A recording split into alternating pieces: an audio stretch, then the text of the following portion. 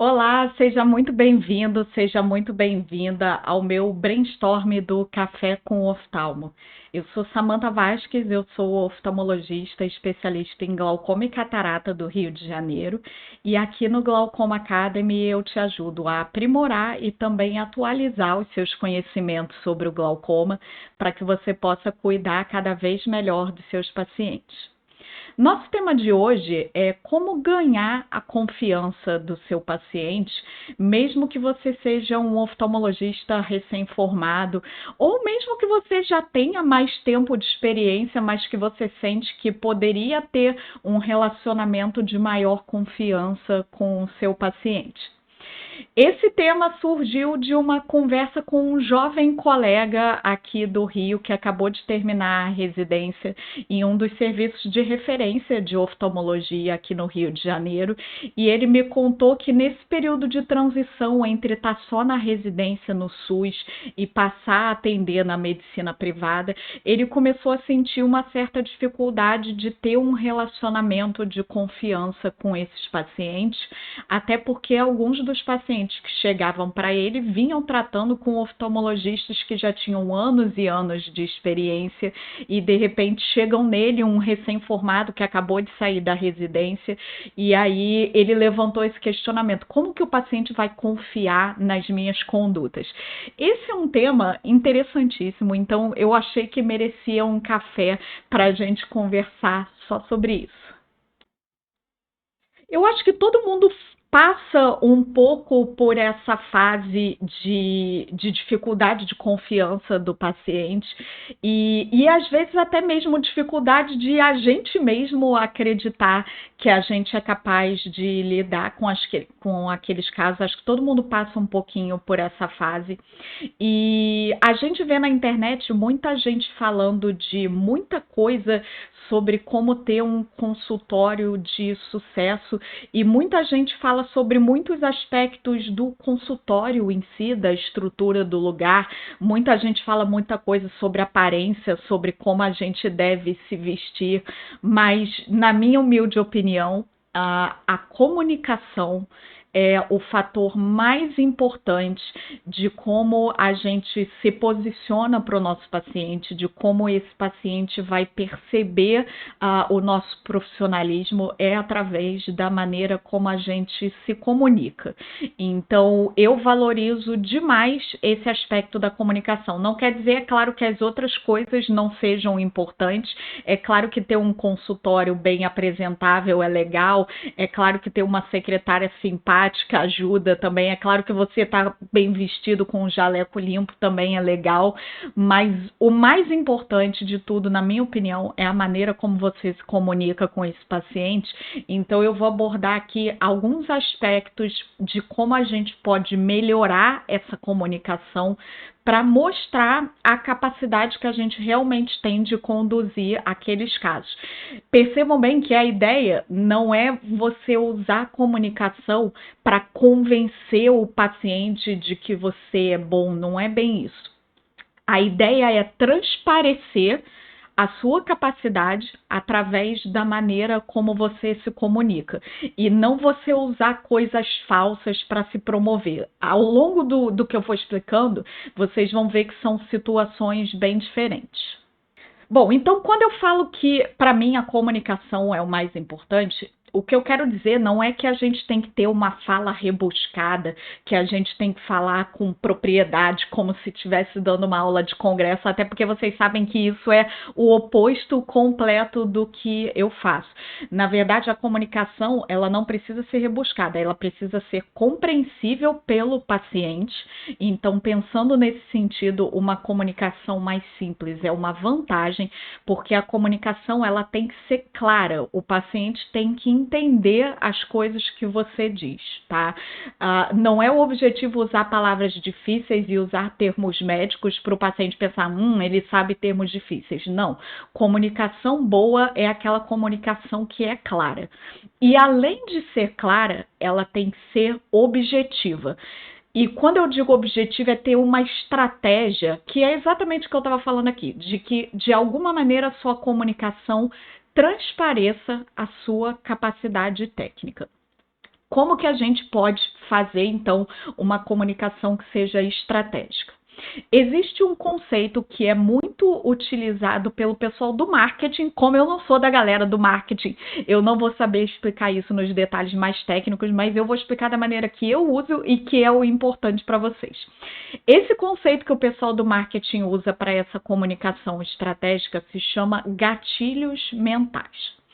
Tem um livro que eu vou mostrar aqui para vocês qual é, que se vocês quiserem aprofundar bastante nesse tema, vocês podem ver, que é o livro que é meio que o pai desses gatilhos mentais, e eu vou explicar para vocês como a gente pode usar isso e alguns gatilhos que eu considero importantes de a gente usar com os nossos pacientes.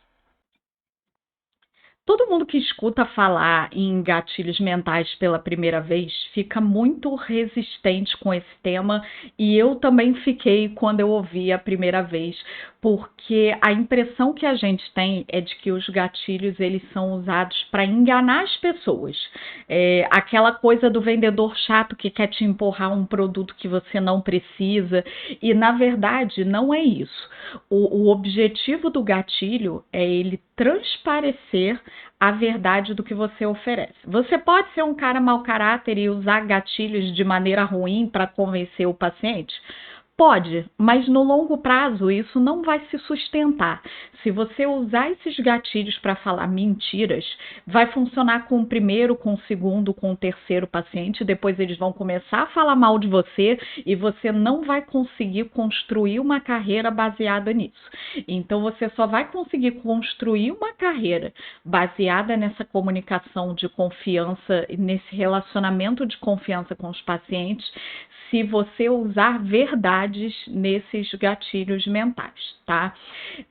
São vários, se vocês pegarem o livro, vocês vão ver que tem um monte de gatilhos de comunicação que ele cita, e eu vou falar aqui só de alguns que eu uso mais e que eu acho que são os que funcionam melhor nesse aspecto da consulta médica, até com as questões éticas que são envolvidas dentro de uma consulta médica.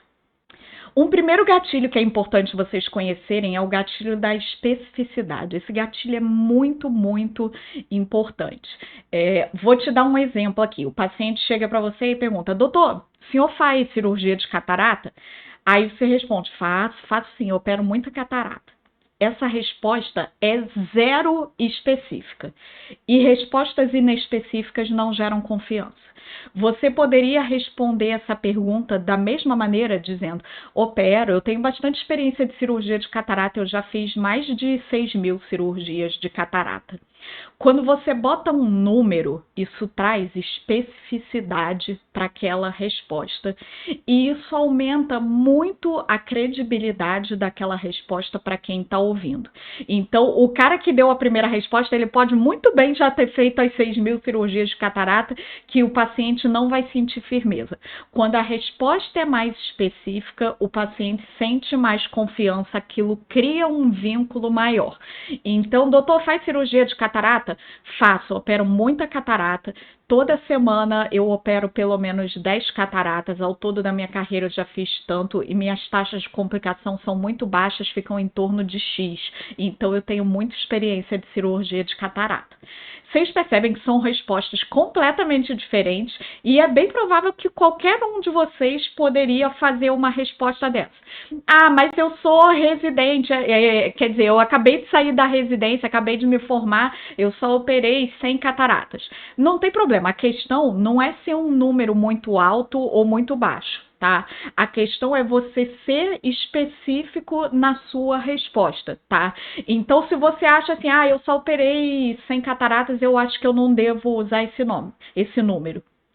Se você achar que assim, eu acho que 100 cataratas é muito pouco, eu acho que eu não devo usar isso, eu acho que eu não me sinto confortável. Tudo bem, não tem problema. Então, não use se você não se sente confortável, tá?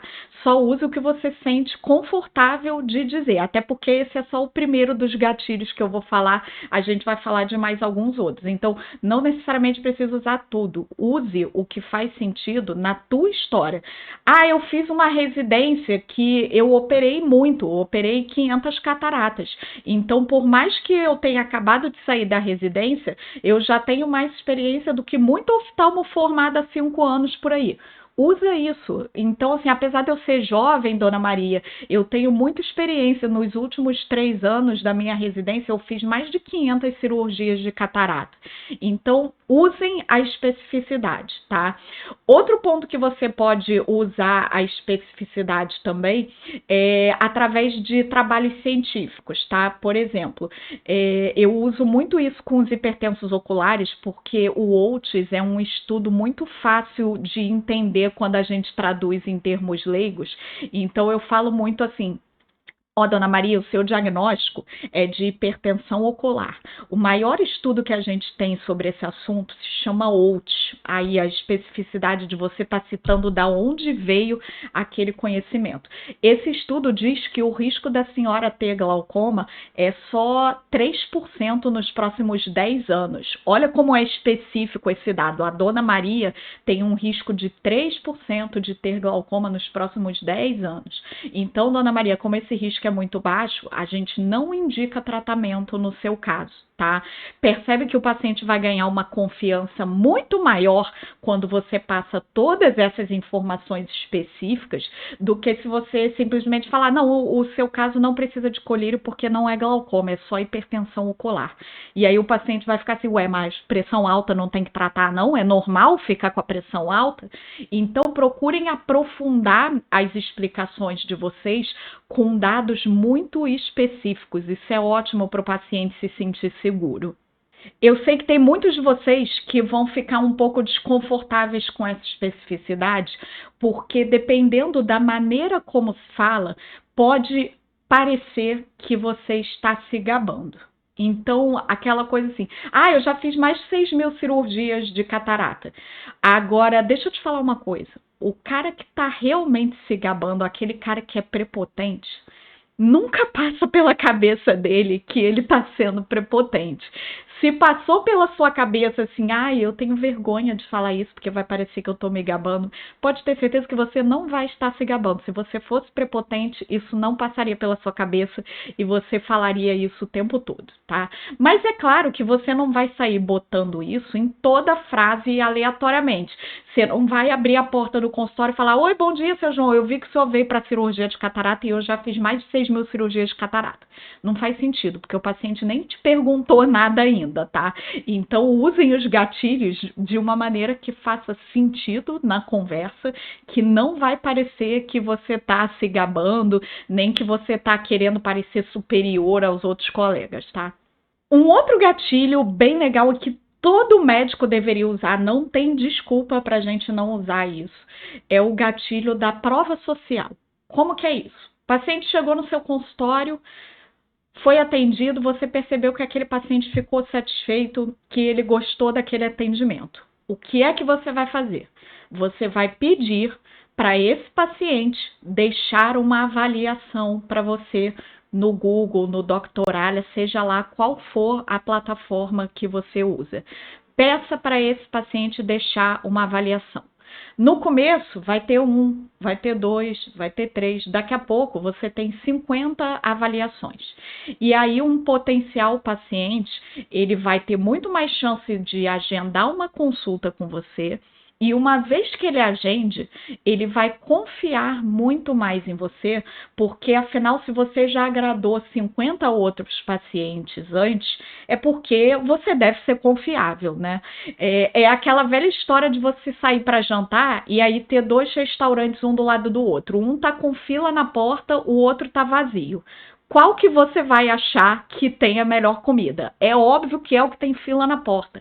Então, se você tem 50, 100 avaliações no seu Google, até sem você falar nada, os seus pacientes já vão chegar na consulta confiando mais em você. Então, para você que terminou a residência agora e que ainda não tem essas avaliações, escolha qual plataforma você vai usar. Se quiser testar mais de uma, testa, mas eu não recomendo para você pedir avaliação em todas, tá? pede para cada paciente avaliar numa plataforma. Então, para um paciente, você manda o link do Google. Para outro paciente, você manda o link do Doctoralia. Não vai ser mandando tudo que o cara vai olhar e vai pensar, isso vai dar muito trabalho, aí ele não vai deixar avaliação em nenhum, tá? Então, só pede uma plataforma para cada paciente. Eu pego todas as minhas avaliações no Google porque eu prefiro, tá? Questão pessoal, porque eu sei que tem colegas que têm resultado muito legal com o Doctoralia. Mas comece a pedir. É o que eu falei, no começo vai ser 1, 2, 3, mas daqui a um ano você já tem 50 avaliações. Não precisa de muito mais do que isso, porque o paciente não vai ler mais do que 10. Então, ele já vai ganhar uma confiança em você por essa avaliação e por essa prova social de ter uma quantidade grande de pessoas que confia no seu trabalho. Ele vai pensar, bom, deve ser confiável mesmo. E a probabilidade é de que se 50, 60 pacientes deram boas avaliações é porque você é bom mesmo e você merece essa confiança.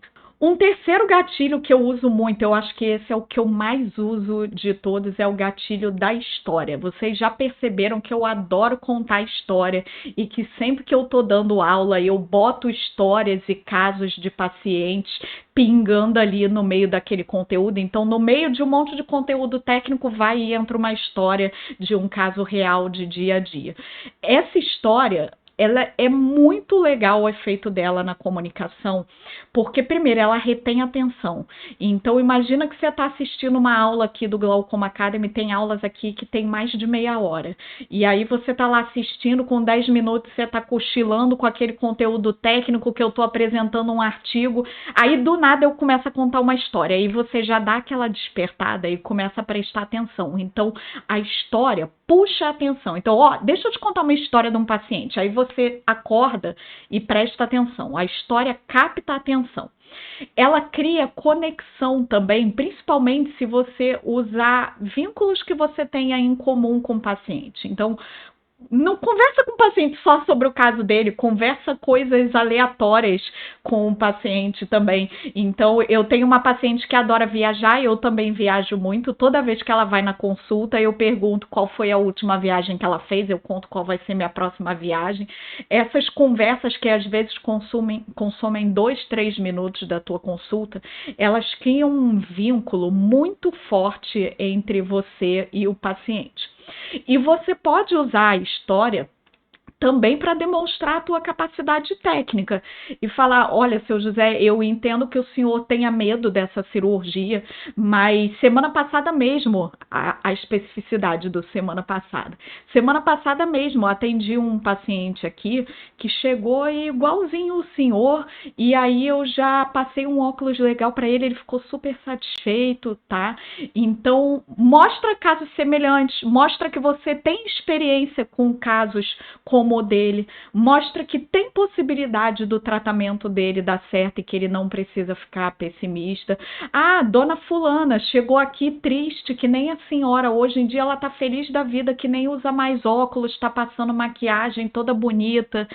Use essas histórias para criar afinidade com o paciente, para ele perceber sua capacidade técnica, para ele perceber que você já atendeu vários pacientes como ele.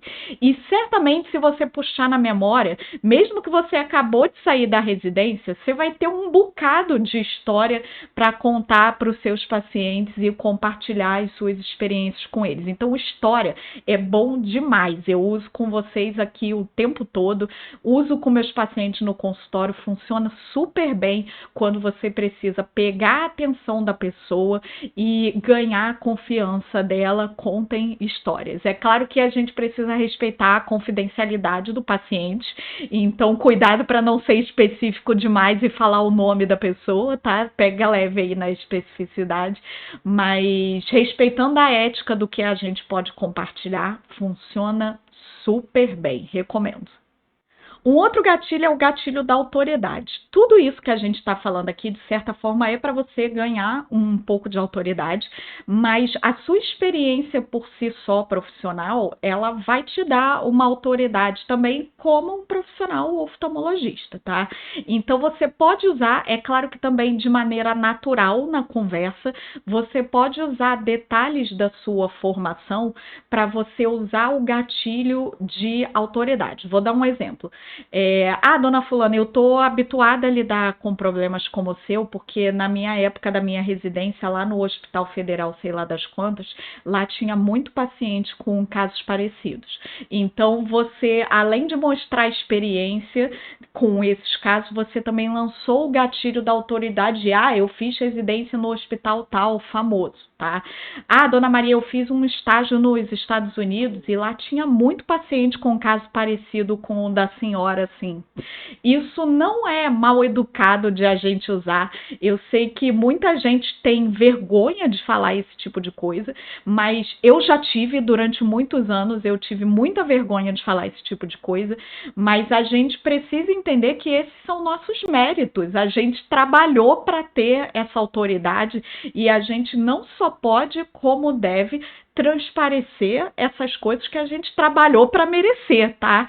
Então não tenha vergonha de dizer que você fez uma residência num hospital grande, que você passou num concurso difícil, que você tem um estágio, que você tem experiência numa cirurgia tal que pouquíssima gente faz.